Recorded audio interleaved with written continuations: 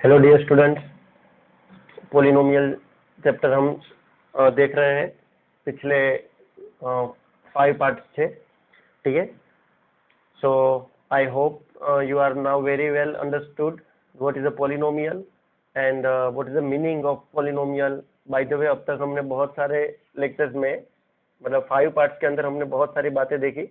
उम्मीद रखते हैं कि आप लोगों को अब तक ऑनलाइन एजुकेशन करने की हैबिट लग गई होगी, ठीक है, क्योंकि ये लॉकडाउन का सेक्शन चल रहा है, तो फिर इसके अलावा हमारे पास कोई जरिया नहीं है। दूसरी बात ये बच्चों कि पिछले वीडियो लेक्चर के अंदर हमने ये देखा कि अगर कोई पोलिनोमियल होता है और उसको जब जीरोस फाइंड करने की बात आती है, तो वो जो जीरोस है उसका जियोमेट्रिकल मीनिंग क्या होता है, ठीक है। ये हमने पिछले वीडियो लेक्चर के अंदर डिस्कस किया था। हमने ये देखा कि लीनियर पोलिनोमियल है वो जो है वो स्ट्रेट लाइन बनाता है। लीनियर पोलिनोमियल का zero x equal to minus B by A से मिलता है, ये हमने देखा था। और ये माइनस बी बाई ए और कुछ नहीं है। जब हम उसको ग्राफ के ऊपर लेकर जाएंगे, किसको ग्राफ के ऊपर लेकर जाएंगे बच्चों? हम तो लीनियर पोलिनोमियल की बात कर रहे हैं, यानी कि स्ट्रेट लाइन। यानी ग्राफ के ऊपर जिस दिन लीनियर पोलिनोमियल को ड्रॉ किया जाएगा, वो अपनी स्ट्रेट लाइन जनरेट करेगा। उसी दिन, उस टाइम पे वो जो स्ट्रेट लाइन है, वो स्ट्रेट लाइन एक्स एक्सिस को यानी हॉरिजॉन्टल एक्सिस को कहाँ पे इंटरसेक्ट करती है, ये पॉइंट फाइंड करने का मतलब है minus B by a find करना। और ये माइनस बी बाई ए और कोई नहीं है और कुछ बड़ी वैल्यू नहीं है, ये वही वैल्यू है जो आप पोलिनोमियल के अंदर रखोगे, लीनियर पोलिनोमियल के अंदर पुट करोगे, फिर सिंप्लीफाई दोगे तो आपको P of X equal to 0 मिलेगा। ये हमने बात डिस्कस की थी यहाँ पे, ठीक है बच्चों। आज हम देखेंगे बड़ा इंपॉर्टेंट टॉपिक है board examination point of view also, कि ये एग्जाम में बहुत बार पूछा जा सकता है। Relationship between zeros and coefficient of polynomial, यानी जो पोलिनोमियल्स होते हैं उसके जो जीरोस होते हैं, ठीक है। तो पोलिनोमियल के जो जीरोस है, वो जीरोस और कोएफिशिएंट के बिटवीन में क्या रिलेशनशिप है वो हमें देखना है। इसका मतलब पोलिनोमियल के जीरोस फाइंड करते हैं, एक साइड पे हमें वो वैल्यू मिलेगी पोलिनोमियल के जीरो जिसको हम बोलते हैं, और दूसरी साइड पे पोलिनोमियल के जो कोएफिशिएंट्स होते हैं, ठीक है, वो कोएफिशिएंट्स जो है वो कोएफिशिएंट्स का जीरोस के साथ क्या रिलेशन है, ये हमें आज देखना है। तो हमें पता है कि पोलिनोमियल चैप्टर में हम मेनली 3 टाइप्स के पोलिनोमियल अब तक डिस्कस करते आ रहे हैं, और आगे वाले वीडियो लेक्चर में भी हम ये तीनों के बारे में ही ज्यादा डिस्कस करेंगे। तो पहला हमारा था linear polynomial.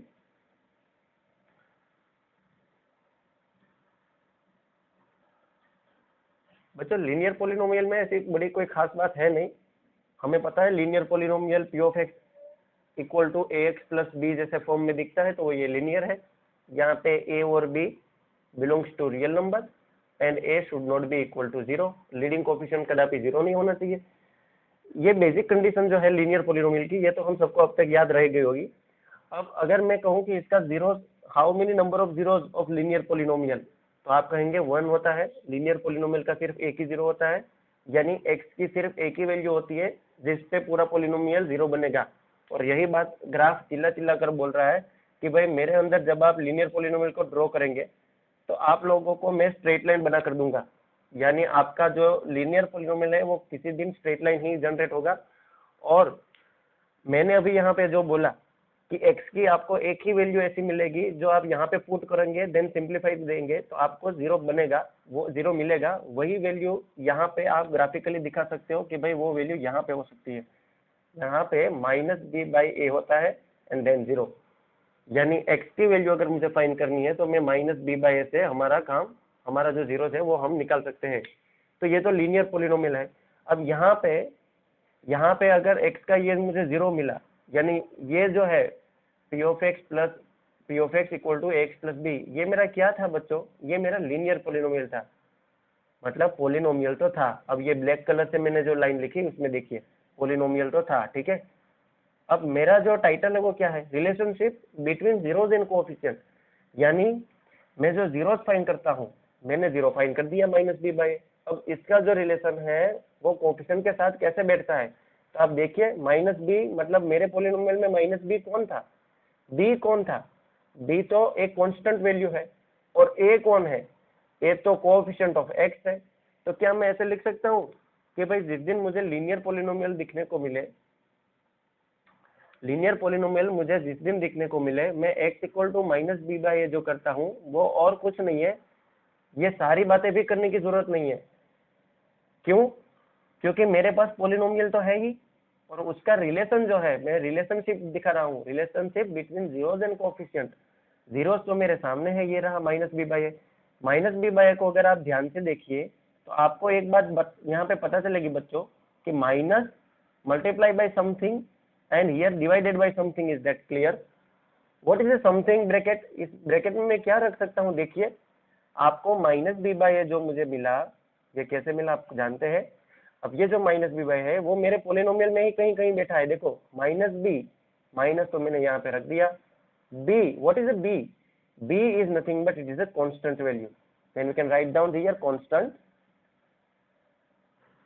Okay, constant divided by a. What is a? A is nothing but it is a coefficient of X. तो मैं यहाँ पे लिख सकता हूँ कि ये डिनोमिनेटर में जो वैल्यू है वो और कोई नहीं होती, वो क्या होती है?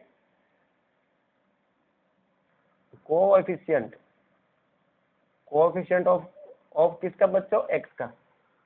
यानी माइनस बी बाई ए करूँ, इसका मतलब साफ साफ यही होता है कि मैं constant minus constant divided bye coefficient of x, x का कोएफिशिएंट के साथ अगर उसका मैं डिवाइड कर दूं कांस्टेंट को, और वो भी माइनस लगाकर, तो मुझे जो भी वैल्यू मिलेगी वो मेरे जीरो मिलेगी, लीनियर पोलिनोमियल का जीरो मिलेगा।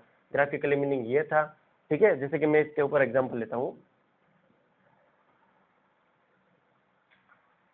एक एग्जांपल लेते हैं बच्चों।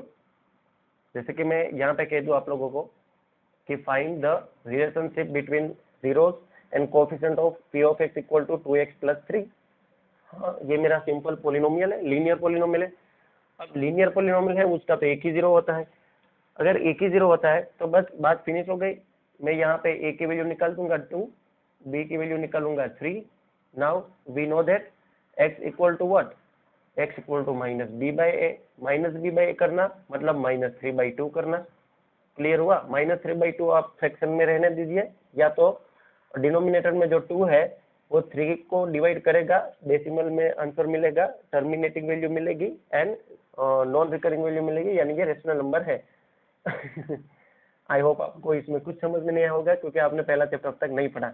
डोंट वरी, मैं तो ऐसा कह रहा हूँ, एक्स की वैल्यू आपको माइनस 3/2 मिली, then okay. What is the meaning of this one?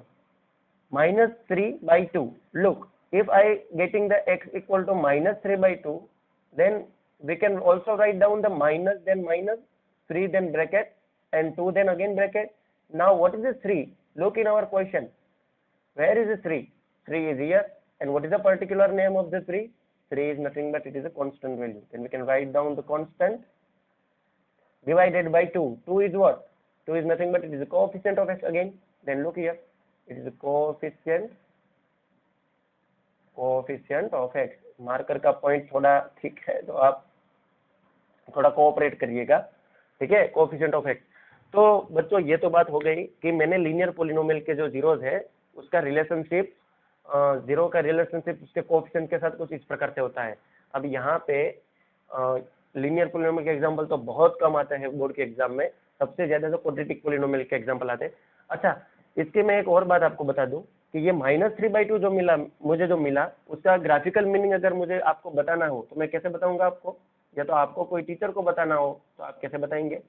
आप पहले तो X axis and Y axis plot कर लेंगे, then you must be write down the x equal to minus 3/2. That means your linear polynomial, I mean your straight line generating such a way, and your straight line must be intersect with the x axis at the point minus 3/2. Yes, minus 3/2 comma 0. Why comma 0? Because the y coordinate is always 0 on the x axis. There are wall meter we can also studied in the 9th standard। हमने coordinate geometry chapter में सबसे ज्यादा इसके sums किए हैं। तो बच्चों minus 3/2 0 मिला, मतलब ये वैल्यू यहाँ पे इंटरसेक्ट होगी। माइनस 3/2 का मतलब होता है 1.5, ठीक है, माइनस 1.5 करीबन होता है, यही होता है वैल्यू। तो यहाँ पे माइनस 1.5 होगा, कोई फर्क नहीं पड़ता आप माइनस 3/2 रखिए या माइनस 1.5 रखिए। कहने का मतलब ये था कि relationship between zeros and coefficient of जब लीनियर पोलिनोमियल देखा जाए तो उसका ऐसा ही होता है। क्या होता है? Minus constant divided bye coefficient of x. Again देखो ध्यान से सुनिएगा मैं क्या बोल रहा हूँ, minus constant divided bye coefficient of x, ये जो रिलेशनशिप है, ठीक है, ये लीनियर पॉलिनोमियल के जीरो के लिए है। Okay, I hope you understand now. आगे बढ़ते हैं, हम डिस्कस करेंगे अब क्वाड्रेटिक पॉलिनोमियल के लिए, ठीक है, जो इम्पोर्टेंट टॉपिक है, बहुत बार एग्जाम में, मैं तो कहता हूँ हर बार क्वेश्चन इसमें से आता है, ठीक है, तो एक बार देख लीजिए ध्यान से। Suppose that let us take the example according to the suppose I have to give an p of x equal to 2x square minus 8x plus 6. Clear? This is a simple quadratic polynomial, हम ये देख रहे हैं। Okay, now relationship between zeros and coefficient, ये पूरी की पूरी line आपके सामने लिखी है, पर मैं तो कहता हूँ आप इसको थोड़ी देर के लिए भूल जाओ, आपको कुछ याद रखना नहीं है। Clear? Okay, now p of x equal to 2x square minus 8x plus 6, this is a quadratic polynomial। पहले तो इसको quadratic इसीलिए कहते हैं क्योंकि यहाँ पे डिग्री ऑफ पोलिनोमियल जो है वो बच्चों हाईएस्ट है 2, then 1 and then 0। क्लियर? इसीलिए इसको quadratic polynomial बोलते हैं। अच्छा, नाउ लिसन मी केयरफुली, अगर इसका मुझे जीरोस फाइंड करना है, मतलब मुझे कैसी वैल्यू फाइंड करनी है, आप सोचिए। पहले तो आप सोचिए कि अगर मुझे इसका जीरोस फाइंड करना है, दैट मीन्स मुझे इसकी कौन सी वैल्यू फाइंड करनी है। इसका जीरो फाइंड करना मतलब तो ये हुआ कि मुझे x की ऐसी वैल्यू फाइंड करनी है, मुझे x की बच्चों एक ऐसी वैल्यू फाइंड करनी होती है कि यहाँ पे मैं फिर जिस दिन रखूंगा, इस ब्रैकेट के अंदर मैं जिस दिन x की वैल्यू रखूंगा, फिर सिंप्लीफाई दूंगा, तो मुझे फाइनली मुझे जीरो मिले। वो मैंने रखा, मान लो कि k, मतलब कोई भी वैल्यू रख दी मैंने k, वो जो मेरा p ऑफ k है वो अगर जीरो होता है तो k is nothing but it is the zeros of this one polynomial. अच्छा, ये तो सिंपल इसका मीनिंग था, ठीक है, कि जीरो फाइंड करना मतलब एक ऐसी वैल्यू को फाइंड करना आपको कि वो आप यहाँ पे रखेंगे तो आपको जीरो मिलेगा। ओके, क्या इसका ग्राफिकल मीनिंग आप समझ सकते हैं? डेफिनेटली, अगर एक्स एक्सिस और वाई एक्सिस होगी और 2x square minus 8x plus 6, जैसे कि हम देख रहे हैं कि ये क्वाड्रेटिक पॉलिनोमियल है, ए जो है यानी लीडिंग कोएफिशिएंट है वो नेगेटिव नहीं है, इसीलिए ये अपवर्ड पैराबोला बनेगा। ये सारी बातें हमने पार्ट 5 के अंदर डिस्कस कर ली है, ये तो पार्ट 6 है। तो मान लो ये कुछ इस प्रकार से जनरेट होगा। ये जो क्वाड्रेटिक पॉलिनोमियल मैंने बनाया वो एक्स एक्सिस को दो जगह पे इंटरसेक्ट करता है अभी, ठीक है, इसीलिए इसके दो जीरोज होंगे। तो ये जो दो जीरोज है वो पहली वैल्यू यहाँ पे होगी समथिंग मल्टीप्लाई बाई जीरो, और यहाँ पे होगी समथिंग मल्टीप्लाई बाई जीरो। यहाँ पे और यहाँ पे कुछ तो होगा, ये वाले पॉइंट के लिए मैं बता रहा हूँ। ये जो दो पॉइंट्स है, ये वाला और ये वाला, जो मैंने अभी लिखे ही नहीं है क्योंकि मुझे भी नहीं पता क्या है एक्चुअली, तो ये वैल्यू जब मैं यहाँ पे पुट करूंगा तो ये दोनों वैल्यू के लिए ही पूरा ये पॉलिनोमियल सिंप्लीफाई देने के बाद जीरो बनेगा। अगेन, ये दोनों वैल्यू के लिए ही यहाँ पे जब मैं x की वैल्यू पुट करूंगा, सिंप्लीफाई दूंगा, देन जीरो मिलेगा, और कोई भी वैल्यू के लिए मुझे यहाँ पे जीरो मिलेगा नहीं। इसका मतलब ये हुआ कि इसके दो ही जीरो होते हैं। ओके, बट हम तो देख रहे हैं कि relationship between zeros and coefficient. अब इसका जीरोज और कोफिशिएंट के साथ में कैसे रिलेशन डिस्कस करूं, देखिए आप 9th स्टैंडर्ड के अंदर फैक्टराइजेशन सीख गए हैं। अब देखिए, अगर इस पूरे पॉलिनोमियल को जीरो बनना है, इसका मतलब साधारण तरीके से ये हुआ कि p ऑफ x जीरो बनना चाहिए। मान लो इसको मैंने सिंप्लीफाई दिया तो मुझे जीरो मिला, इसका मतलब मेरा p ऑफ x जीरो हुआ। जिस दिन p ऑफ x जीरो हुआ तो क्या मैं अभी से ऐसा लिख सकता हूँ कि भाई equal to equal to equal to equal to की जगह पे equal to p of x की वैल्यू बन गई zero, 2x square minus 8x plus 6। You are all know that how to factorize the quadratic polynomial, आप सब इसको जानते हैं, फिर भी मैं बता देता हूँ। कांस्टेंट का मल्टीप्लिकेशन करेंगे पहले टर्म्स के साथ, देन 6 टू द 12, यानी मुझे यहाँ पे 12 मिला। अब ध्यान से सुनिएगा मैं क्या करने जा रहा हूँ, मैं सिंपल इसको फैक्टराइजेशन कर रहा हूँ। अगर आपको फैक्टराइजेशन आते हैं तो वीडियो पॉज करके फैक्टराइजेशन स्टार्ट कर दीजिए। 6 टू द 12, नाउ इस 12 का मुझे ऐसे दो फैक्टर्स निकालने हैं, ध्यान से सुनिएगा। पहले मैंने क्या किया, 6 और 2 का मल्टीप्लिकेशन किया, 6 टू द 12 मैंने साइड में लिख लिया। अब मुझे ये जो 12 मिला, इस 12 को मुझे देखना है कि क्या मैं इस 12 के कोई ऐसे फैक्टर्स फाइंड कर सकता हूँ जिसका आपस में या तो प्लस करूँ या तो माइनस करूँ, मुझे 8 मिले। सिंबल का डिस्कशन बाद में करेंगे, पहले 8 लाना जरूरी है।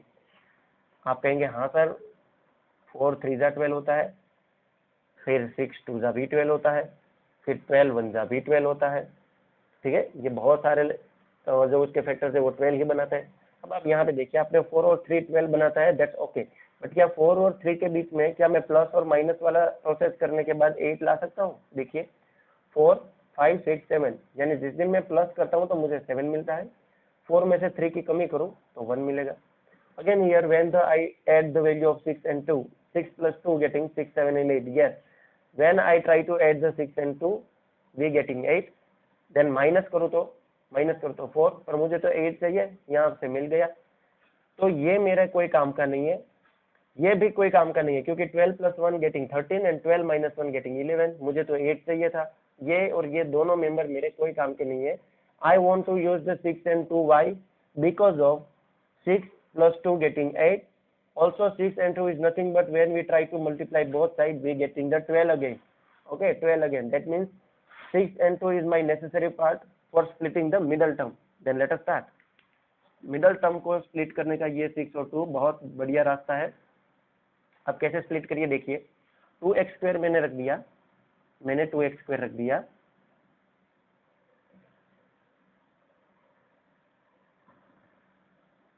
ओके, अच्छे से लिखते हैं। 2x² मैंने रख दिया बच्चों, यहाँ पे प्लस 6 रखा, और यहाँ पे 6 और 2 में रख देता हूँ। देखिए ये 6x और ये 2x।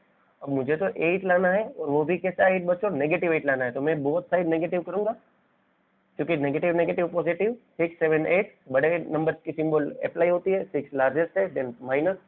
क्लियर? आपको ऐसे करना है। इसके बहुत सारे वेज हमने 9th में सीखे थे, आप जो भी अपने को अच्छा लगे वो यूज कर सकते हैं, don't worry. Finally 2x is common from here, then we getting the x minus 2 3 is 6. Clear? X minus 3 must be remain here. Then how to we can do it? Reverse process do, then minus 2, then plus 1, 2 1 जा 2, यहाँ पे 2 आएगा, minus plus यहाँ पे minus apply करूँ तो minus plus minus reverse करे, then 2 1 जा 2, 2x माइनस माइनस प्लस 2 3 जा 6. Okay, then clear. Now what happened? Look, 2x x minus 3, 2x minus 3.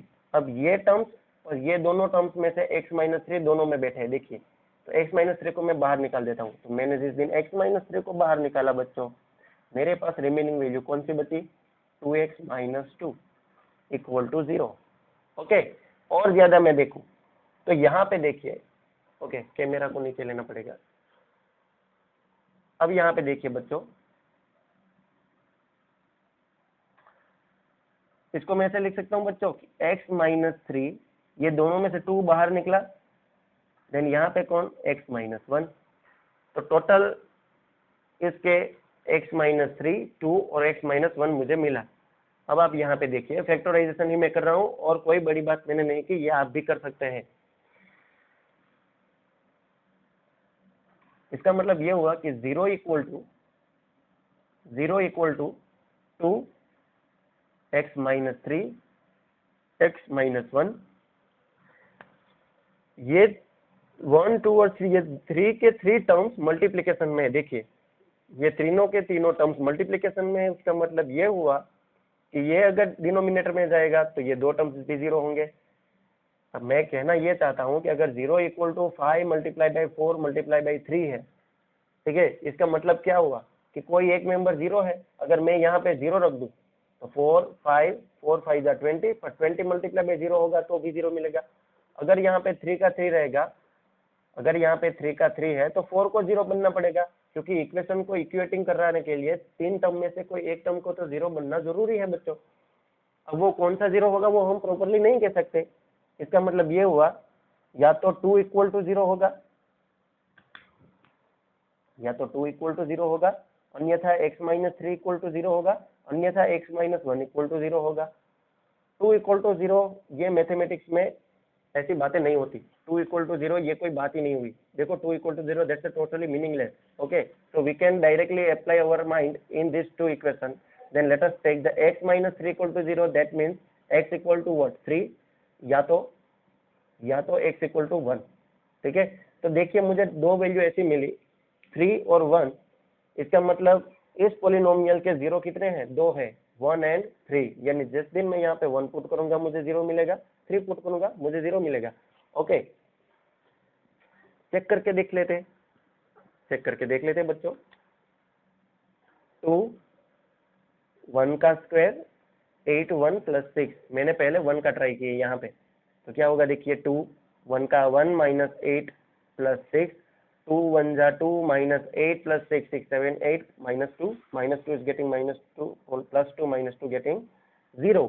Clear. अब 3 यहाँ पे पुट करके चेक करिएगा तो भी 0 मिलेगा, मैं 3 पुट नहीं कर रहा हूँ, ठीक है, आपको ये करना है। तो इसका मतलब ये हुआ मुझे यहाँ पे 2 0 मिल गए, तो अब ये 2 0 को मैं यहाँ पे साइड में लिख लेता हूँ अच्छे से।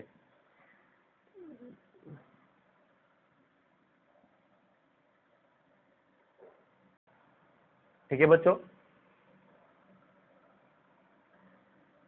zeros of given P of x, given P of x आपके सामने है, ये वाले की बात कर रहा हूँ, ठीक है, ब्लू से लिखा हुआ given P of X equal to 1 and 3, 1 and 3 is nothing but zeros of this one polynomial, given polynomial के 2 0 1 और 3 है, ठीक है। ओके, यहां से हमें मिला x इक्वल टू 1 और x इक्वल टू 3। क्लियर हुआ बच्चों। अब यहाँ पे देखिए, मैं तो relationship between zeros and coefficient दिखा रहा हूँ, तो इस पोलिनोमियल के लिए अगर मुझे रिलेशनशिप बताना है किसके बिटवीन में, जीरोज और कोफिशिएंट के बीच में, जीरोज तो मेरे सामने है ही, कोफिशिएंट के बारे में अगर मैं बात करूं तो देखिए 1 here and 3,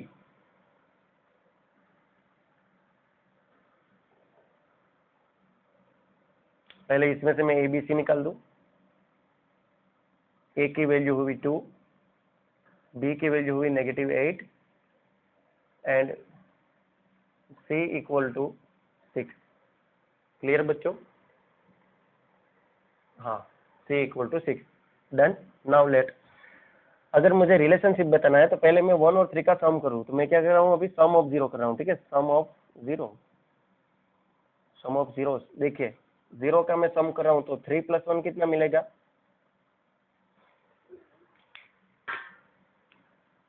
3 + 1 is nothing but 4, यानी सम ऑफ 0 मुझे 4 मिला, डन।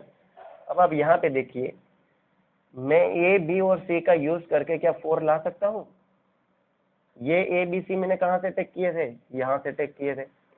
3 + 1 मैंने कहाँ से टेक किए थे, मैंने अभी फैक्टराइजेशन करने के बाद जहाँ से जीरोस फाइंड किए वहां से मैंने टेक किए थे।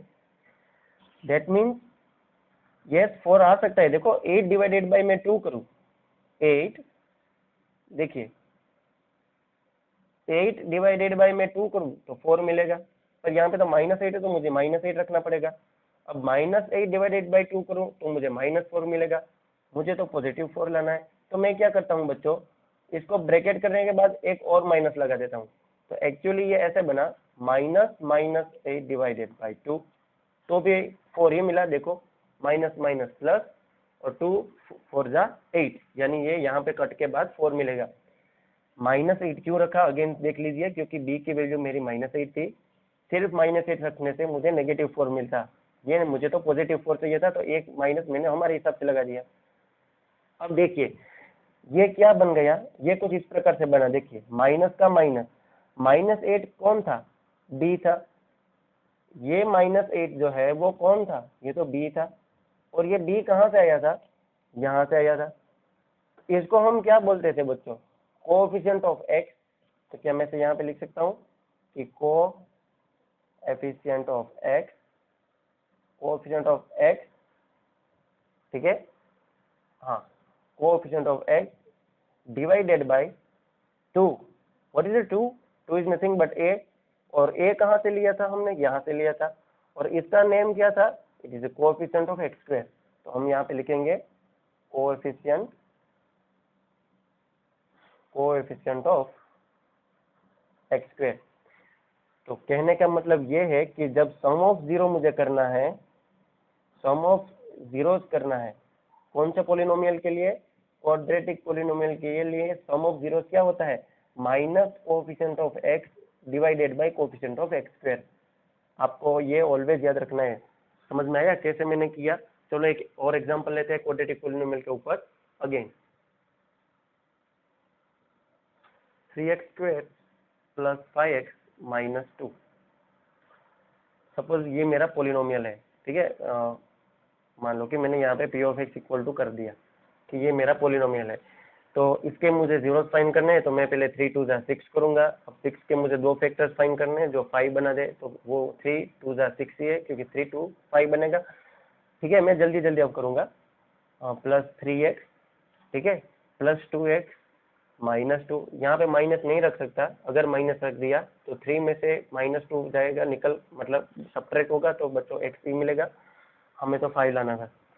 दोनों में से 3x को कॉमन निकाल दे बच्चों, तो 3x यहाँ पे बचेगा x+1, यहाँ पे x+1 की जरूरत बहुत ज्यादा है, तो प्लस प्लस प्लस 2 1 जा 2,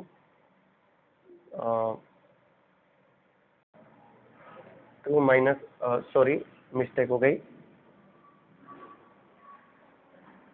3 2 जा से काम नहीं बना, 6 1 जा 6 करने से भी 5 मिलता है, देखिए, क्योंकि 6 -1 करने से मुझे 5 मिलता है, तो मैं इसका यूज करूंगा। Clear, then 3x² plus 6x minus x यानी 1 -2, तो ये 3x हुआ।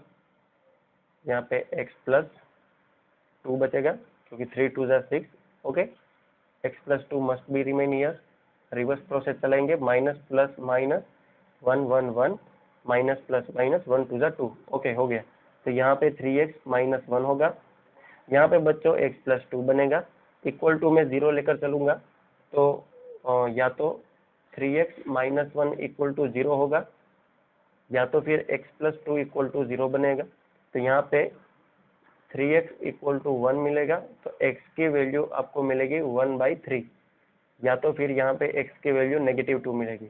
तो देखिए मुझे दो जीरोज मिले, ठीक है, थोड़ा ट्विस्ट, मोबाइल नीचे कर दे, हाँ, x equal to 1/3, x equal to -2 मिला। अब मुझे तो इसके रिलेशनशिप फाइंड करनी है, तो मैं रिलेशनशिप कैसे फाइंड करूंगा, देखिए, सम ऑफ जीरोज में करूँ, ठीक है, मैं सम ऑफ जीरोज करूँ तो क्या होगा, सम ऑफ जीरोज क्या होता है बच्चों, अभी हमने देखा minus minus coefficient of x divided by coefficient of x²। तो देखिए पहले मैं कोएफिशिएंट ऑफ x निकालता हूँ, यहाँ से 5 है, तो -5 divided by coefficient of x² यानी 3, तो मैंने 3 लगा दिया, यानी -5/3 आना चाहिए। सम ऑफ जीरो जब मैं करूँ तो -5/3 आना चाहिए। अब ये सम ऑफ जीरो जो है, जीरोस तो यहाँ है, तो चलो इसका सम करके देख लेते हैं। क्या 1/3 प्लस -2, देखो मैंने ये और ये दोनों वैल्यू को ही यहाँ पे रखा, सिंप्लीफाई करते हैं तो 1/3 as it is, plus minus -2 as it is, तो 3 2 जा 6 यानी 1 -6 divided by 3, it's getting nothing but, ये क्या देगा मुझे, -5/3 देगा बच्चों। तो देखिए -5/3 यहाँ से निकाला था, -5/3 यहाँ से निकाला मैंने, ये -5/3 ये दोनों का सम करने के बाद मिला, ये -5/3 जो लेफ्ट साइड राइट साइड पे आप देख रहे हैं, ये -5/3 मैंने इस पोलिनोमियल में से उठाकर माइनस कोएफिशिएंट ऑफ x और कोएफिशिएंट ऑफ x² ये सब मेथड से मैंने फाइंड किया, तो भी दोनों सेम मिला। अब यहाँ पे ध्यान से देखिएगा, ये तो सम ऑफ जीरो हुआ, मतलब कि सम ऑफ जीरो, अब देखो ये x मिला, ये x मिला, ये 1/3 मिला, ये -2 मिला, तो भी हमारा ये फॉर्मूला काम करता है। इसका मतलब ये हुआ कि जिस दिन आपको सम ऑफ जीरो फाइंड करने को कहे, तो आपको कुछ करना नहीं है, आपको क्या करना है बच्चों, माइनस लगाना है, फिर ब्रैकेट में यहाँ पे b लगाना है और यहाँ पे a लगाना है, किसके लिए, क्वाड्रेटिक पोलिनोमियल के लिए, क्योंकि b कौन था, कोएफिशिएंट ऑफ x था, देखिए 5 मेरा b थे, फिर यहाँ पे a कौन है, a 3 है, इसको कहते हैं कोएफिशिएंट ऑफ x²। तो बच्चों -b/a से मुझे और कुछ नहीं मिलेगा, पर क्या मिलेगा, sum of zeros of quadratic polynomial, quadratic polynomial का मुझे सम ऑफ जीरो मिलेगा। ये हमने पूरी मेथड देखी। अब इसके प्रोडक्ट ऑफ जीरो क्या होता है, देखिए 1/3 और -2 जो है 1/3, ठीक है, ये तो है सम ऑफ जीरो। एक बात हमें पता चल गई कि भाई सम ऑफ जीरो है, सम ऑफ जीरो है, ठीक है, वो कैसे मिलता है, -b/a करने से मिलता है। क्लियर, चलो ये एक बात हमने देख ली, प्रूव भी कर ली, एक प्रकार से देखे तो -b/a कैसे मिला, इसका दूसरा भी प्रूव है। मैं ये प्रूव अभी शूटिंग पे नहीं करूंगा, यहाँ पे ऑनलाइन पे, ये तो मैं तभी सिखाऊंगा जब आप मेरे सामने रूबरू आएंगे, ठीक है, ये यहाँ पे नहीं मैं सिखाऊंगा। सम ऑफ जीरोस की दूसरी भी एक मेथड है, छोड़िए, हम प्रोडक्ट ऑफ जीरो की बात करें। प्रोडक्ट ऑफ जीरो, यहाँ पे 2 जीरोस है तो ये 1/3 मल्टीप्लाई बाई -2, प्रोडक्ट को तो मल्टीप्लाई ही कहते हैं, इक्वल टू क्या होता है बच्चों, इसको मैं -2/3 लिख सकता हूँ। तो -2/3 क्या -2, सॉरी क्या -2 बच्चों यहाँ पे कहीं है? हाँ -2 ये रहा। तो क्या मैं इसको ऐसे लिख सकता हूँ कि भाई माइनस, तो माइनस, क्लियर। अब यहाँ पे क्या आएगा बच्चों, कांस्टेंट वैल्यू आएगी, यहाँ पे आएगी constant value, constant divided bye minus constant divided bye 3। 3 कौन है? 3 तो मेरा कोफिशिएंट ऑफ एक्स स्क्वायर है। एक्स स्क्वायर का कोफिशिएंट 3 था, देखो डिनोमिनेटर में। तो क्या ये मुझे इस टाइप से मिल रहा है कि नहीं, constant divided by coefficient of X square? हाँ, ये तो ऐसे ही मिल रहा है। बट वेट, ये -2 है और यहाँ पे मैंने ब्रैकेट के आगे माइनस किया। अब ब्रैकेट के आगे माइनस करो या अंदर करो कोई फर्क नहीं पड़ता, क्योंकि कांस्टेंट ही मेरा माइनस है। तो क्या मैं यहाँ पे ऐसे लिख दूं, minus constant divided by coefficient of X square? तो माइनस कांस्टेंट का मतलब भी यही हुआ कि आप कांस्टेंट की वैल्यू टेक करेंगे, देन फिर हम उसका माइनस करेंगे। ये सब कुछ करने की वजह से सिर्फ आप इतना याद रखिए, constant divided by coefficient of X square. Why constant only? Because मेरा कांस्टेंट यहाँ पे सिर्फ 2 नहीं था, मेरा कांस्टेंट तो -2 था, और -2 की ही मैं बात कर रहा हूँ। जबकि मैंने ये दोनों का प्रोडक्ट निकाला, मुझे -2 ही न्यूमरेटर में मिला। दैट मीन्स मेरा कांस्टेंट ही -2 है, तो मैं यहाँ पे सिर्फ कांस्टेंट लिखूंगा और डिनोमिनेटर में कोफिशिएंट ऑफ एक्स स्क्वायर लिखूंगा, क्योंकि 3 is nothing but coefficient of X square again. That means जब मुझे प्रोडक्ट ऑफ जीरो करना होता है तो कांस्टेंट को मैं कहता हूँ सी। ये तो मेरा सी था, ये बी एंड ये ए। तो C divided by coefficient of X square को कहता हूँ मैं ए। तो सी बाय ए से मुझे क्या मिलता है, प्रोडक्ट ऑफ जीरो मिलता है। तो सम ऑफ जीरोज मैंने फाइंड कर लिया, ऐसे मैं यहाँ पे लिखूंगा product of zeros, product of zeros कैसे मिलता है बच्चों, सी बाय ए करने से मिलता है। अगेन बताऊं आपको, सी कौन और ए कौन? मेरे क्वाड्रेटिक पोलिनोमियल में सी यानी कांस्टेंट, और वही क्वाड्रेटिक पोलिनोमियल में ए यानी एक्स स्क्वायर का coefficient. I hope you understand. अब देखिए सम ऑफ जीरो ये, प्रोडक्ट ऑफ जीरो ये। सम ऑफ जीरो जब हम करने गए तो हमने कितने जीरो का सम किया था? हमने 2 जीरो का सम किया था, ये भाई साहब एक और ये दूसरे भाई साहब। अब ये एक बार -2 मिला, एक बार 1/3 मिला। क्या सभी एग्जाम के लिए ऐसा जरूरी है कि ये 1/3 और -2 ही होगा? आप सोचिए, आप अब बड़े बच्चे हैं, आप सोचिए कि क्या हर एक एग्जाम्पल में ऐसी ही कहानी बनेगी क्या? बिल्कुल नहीं, ऐसी कहानी बने ऐसा थोड़ा जरूरी है। प्रोडक्ट ऑफ जीरो की बात करूं तो कौन से 2 जीरो की भाई प्रोडक्ट निकाली थी हमने? हमने यही 2 नंबर्स की प्रोडक्ट निकाली। ये नंबर्स यानी 1/3 और -2 की प्रोडक्ट निकाली थी। तो -1/3 और -2, क्या हर एक एग्जाम्पल में यही आंसर आएगा क्या? बिल्कुल नहीं। तो क्या मैं ऐसे कह दूं कि ये जो x है और यहाँ पे जो x है, इसको थोड़ी देर के लिए मैं ये सिंबल बना के आपको दिखा दूं? Okay, 1 second. हाँ, this is nothing but it's called the pronounce alpha. This one symbol as pronounce beta. इसको अल्फा प्रोनाउंस करते हैं, इसको बीटा प्रोनाउंस करते हैं। आगे साइंस में आप पढ़ेंगे, आपको गामा भी आएगा, 11th 12th में जाएंगे, आई थिंक 10th में भी आएगा। इसको प्रोनाउंस करेंगे हम gamma, alpha beta and gamma. Clear बच्चों? हमें तो अल्फा बीटा। तो मान लो कि हर बार 1/3 -2 सेम नहीं होगा, तो मैं उसको कह देता हूँ कि भाई अल्फा मिला, ये 1/3 मेरा अल्फा है, -2 मेरा बीटा है। तो सम ऑफ जीरो का यह मतलब मैंने क्या किया, मैंने अल्फा प्लस बीटा निकाला, और वो कैसे मिलता है, -b/a से मिलता है। This is a very very very important formula for class 10th board exam. Understood ना? प्रोडक्ट ऑफ जीरोस मैंने निकाला, तो कैसे निकाला, अल्फा और बीटा का मल्टीप्लिकेशन करके निकाला। That means when I try to product of alpha and beta, then we getting the c by a. What is c by a?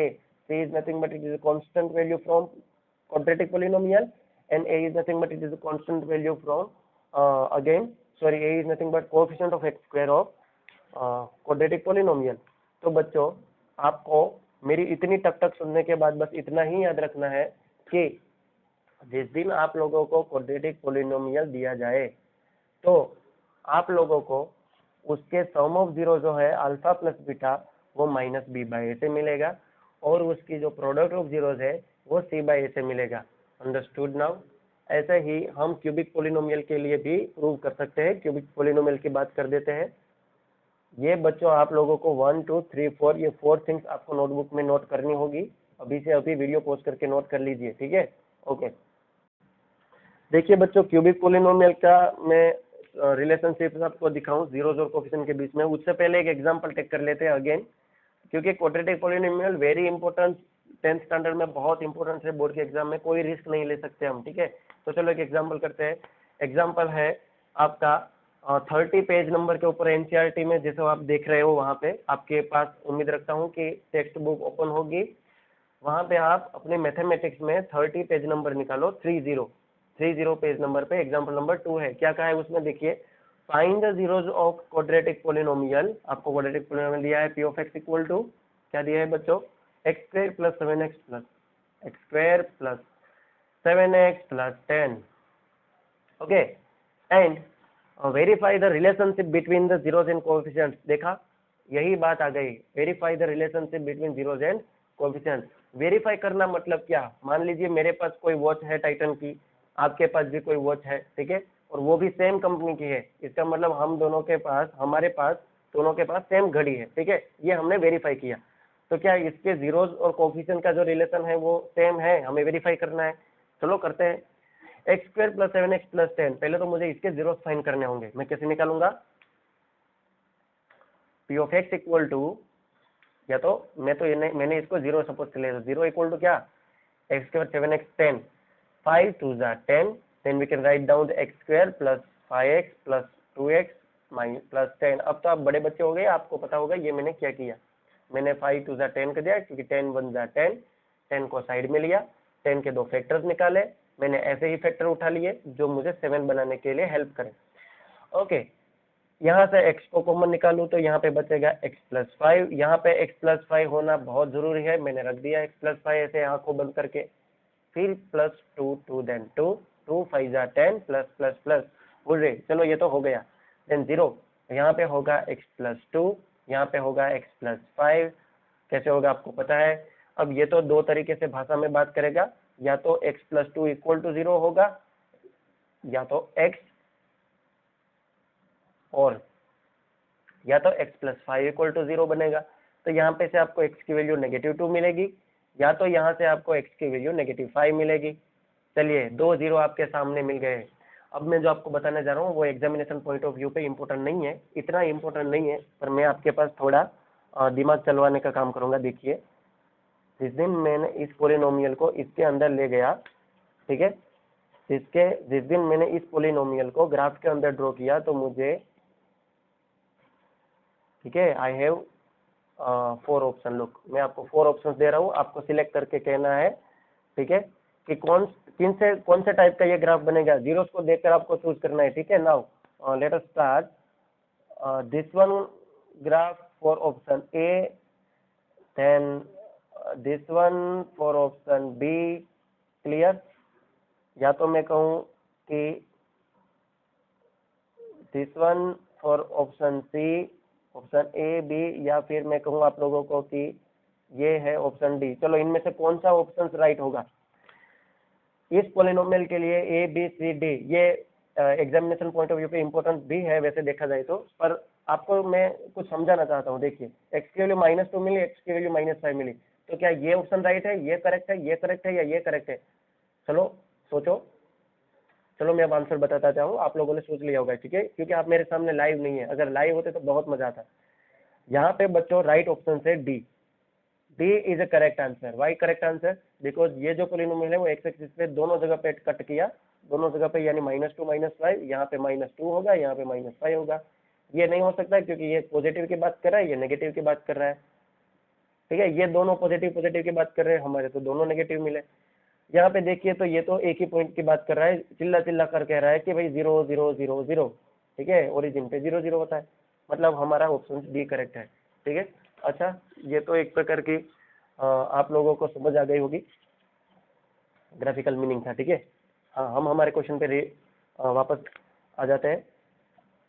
-2 मिला, -5 मिला, चलो सम ऑफ जीरो बोलते हैं। सम ऑफ जीरोस इक्वल टू क्या होता है बच्चों, -2 माइनस -2 फिर -5। देखिए ये दोनों मेरे जीरोस थे, तो ये दोनों जीरोस को रखे और प्लस करूँ तो क्या होगा, -2 -5 गेटिंग -7। क्लियर। अब -7 क्या यहाँ पे दिख रहा है आपको? हाँ देखिए ये है, तो क्या मैं इसको ऐसे लिख सकता हूँ, -7 का नाम कुछ है और 7 के डिनोमिनेटर में कोई नहीं होता तब 1 होता है, और 1 मेरा कौन है, ए है, देखिए है ना। तो क्या मैं -7/1 लिख सकता हूँ इसको? अरे भाई इसको मैं -7/1 लिखूंगा तो मैथमेटिक्स को कोई प्रॉब्लम होगा क्या? कोई प्रॉब्लम नहीं होगा। तो इसको मैं क्या लिख सकता हूँ, इसको मैं लिख सकता हूँ कोएफिशिएंट ऑफ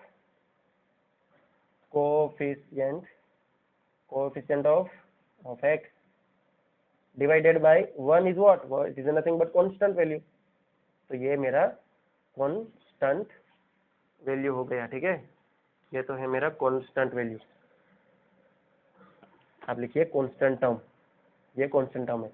तो चलो ये पहला वेरीफाई हो गया कि हाँ भाई -7 दोनों को प्लस करने के बाद भी मिलता है, और ये -7 इसकी वजह से भी मिलता है, न्यूमरेटर डिनोमिनेटर के फॉर्म में लिखने के बाद। अच्छा नहीं आया शूटिंग, ओके क्लियर। चलो प्रोडक्ट ऑफ जीरो की बात करें। प्रोडक्ट ऑफ जीरो, प्रोडक्ट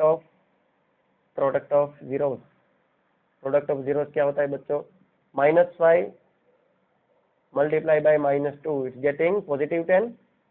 क्या 10 यहाँ पे है? हाँ यहाँ रहा। तो इसको मैं कैसे लिखूं बच्चों, बड़ी सी लाइन, ऊपर होगा कांस्टेंट वैल्यू, कांस्टेंट टर्म, और नीचे क्या होगा, कांस्टेंट टर्म डिनोमिनेटर में होगा coefficient of X square. Clear. तो ये मेरा दूसरा वेरीफाई हो गया। तो मुझे जो क्वेश्चन बोला था उसको मैंने इस प्रकार से वेरीफाई कर दिया। अंडरस्टूड नाउ बच्चों। तो देखिए इस प्रकार से हमें क्वेश्चन करने होते हैं। आई hope you understand very well. इस क्वेश्चन में आप लोगों को अच्छे से समझ में आ गया होगा। अब आप लोगों को, ठीक है, अब आप लोगों को कोई एक्सरसाइज 2.2 पेज नंबर 33 पे जो है वो आपको क्वेश्चन नंबर 1 करना है। क्वेश्चन नंबर 2 का वीडियो लेक्चर अलग से बनेगा, ठीक है। क्वेश्चन नंबर 1 आपको करना है। वहां पे कहा है कि find the zeros of following quadratic polynomial and with the verify relationship between zeros and coefficient. वही बात की जो हमने अब तक यहाँ पे टक टक सुना। यहाँ पे बच्चों आपको एक बात ध्यान रखनी है, क्यूबिक पॉलिनोमियल आया तो फटाक से उसको स्किप करना है। वैसे देखा जाए तो कई क्वेश्चन में क्यूबिक है ही नहीं, मतलब कोई दिक्कत की बात ही नहीं है, ठीक है। क्यूबिक आया तो थोड़ा टेंशन की बात होगी, मतलब टेंशन है इसीलिए क्योंकि हमने टॉपिक अभी तक लिया नहीं है, अदरवाइज आपको वो भी टेंशन नहीं होगा। But cubic polynomial generally paper में नहीं आता, आपको क्वाड्रेटिक सबसे ज्यादा आता है, ठीक है। क्यूबिक पॉलिनोमियल आई होप अब तक 2-3 साल में एक बार क्वेश्चन आया होगा, तो ठीक है।